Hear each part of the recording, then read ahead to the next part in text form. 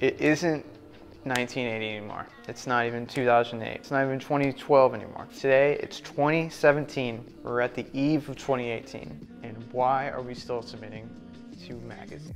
This video is not referring to healthy magazines with high followings and subscriptions. It's not towards magazines that have healthy ad revenue. This is towards magazines that are referred to, I believe, as vanity magazines. Magazines that creatives submit their work to amongst other creatives, and they put together a magazine monthly or multiple magazines monthly, and they publish it on their site. Sometimes they post it on their social media, and they also post it on sites like MagCloud for you to purchase either digitally or print.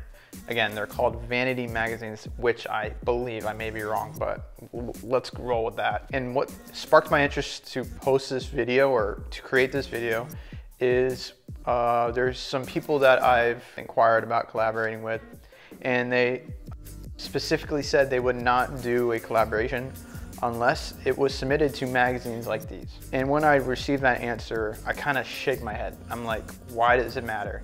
Nowadays, it just doesn't make sense.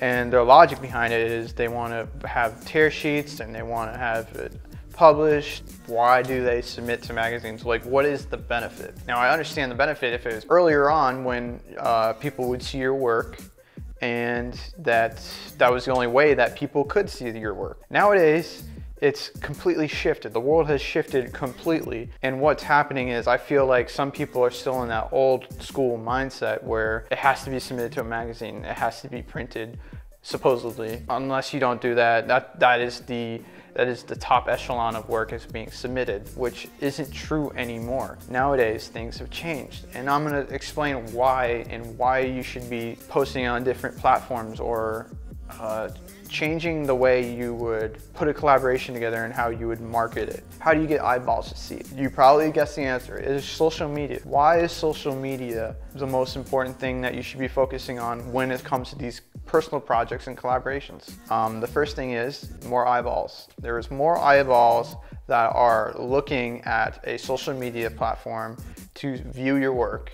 It has more potential to go viral or to gain attention. With something like a magazine that is in a MagCloud somewhere, no one's really gonna go see that. No one's gonna actually go look at it. The only people that are gonna see it are the people published in it.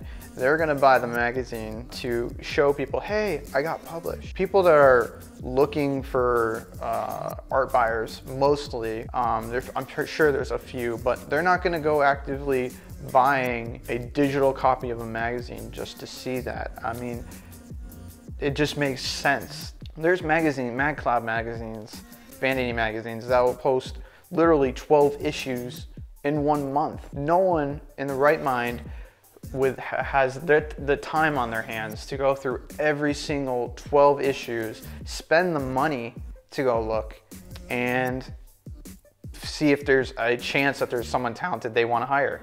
It just doesn't make any sense at all. That's what I'm trying to drive home, is it just doesn't make any sense. The way you should approach it nowadays, instead of focusing your attention to posting it on a MagCloud or submitting it, is to tell your story on social media. The third reason is you have to wait a month and you can't post it on social media until they post the story.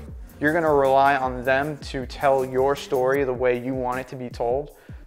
It just doesn't make any sense. Nowadays, you can tell your story. We're living in an age where you are the storytellers. You are the magazine. No one else is. No one can tell your story. You're not gonna submit 8 images to somebody who you're gonna hope creates or tells a story the way you want it to be told. It just doesn't work that way. And I'm dumbfounded when people are like, I won't collaborate you unless it's posted to a magazine because I want these tear sheets. I can create a fake magazine and put credentials in a photo and, you know, there you go, it's a magazine. Because there's a bunch of magazines popping up that are doing this and it just doesn't make any sense. I don't get it. I know this is probably a controversial topic, but as someone, you know, I'm a younger person. I've grown up in the mostly digital age. I mean, I grew up in I was born in the early 90s, so I experienced the tail end of that era. And nowadays, it's just different how people consume content. I think you need to focus on telling your story on social media. You have platforms like Facebook that, you know, encourage shareability. You got Instagram where you can tell a story. You even have your own website that you can tell your story and share on all these social media platforms. All these social media platforms are just vehicles to lead you to your ultimate goal, which is to people to see your work on your website. And you can post it to, you can send your work to different magazines like us, fstoppers.com.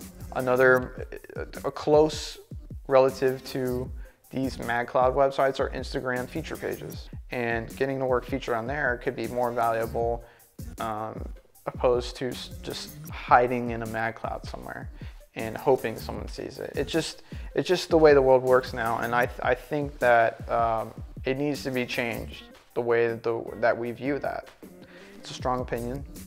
That's my piece. That's what I wanted to tell you. It's just not worth submitting your work to a magazine that may not even post it or share it on social media. You gotta wait a month for it to even be published, and you're relying on them to tell your story. And at the end of the day, they don't even give you a magazine. You have to pay for it. If it's not on a shelf, it doesn't have a good subscription base, or it doesn't have ads, it's not a legitimate magazine. And I'm sure people are gonna torch me for that, but that's my opinion, so that's it.